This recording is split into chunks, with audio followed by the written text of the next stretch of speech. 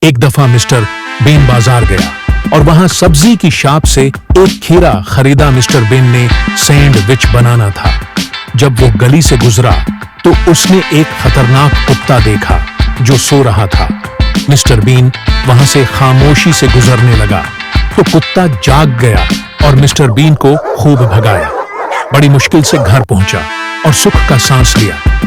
پھر سینڈوچ بنانا شروع کیا۔ کھیرا کاٹ کر ٹکڑے بنائے، پھر اس پر مایونیز ڈالی جو غلطی سے ساری اس کے منہ پہ ڈل گئی۔ اس کو بہت غصہ آیا۔ آخر کار اس نے سینڈوچ بنا لیا اور پارک میں جا کر بیٹھ گیا کہ تھوڑی دیر بعد کھاتا ہوں۔ اس کو نیند آ گئی۔ اتنی دیر میں ایک کوا آیا اور مسٹر بین کو سوتا دیکھ کر سینڈوچ کھانا شروع کر دیا اور تھوڑی دیر میں سارا چٹ کر گیا۔ مسٹر بین اٹھا تو اس کے اوسان خطا ہو گئے اور چیخنے لگا۔ کوا فوراً اڑ گیا۔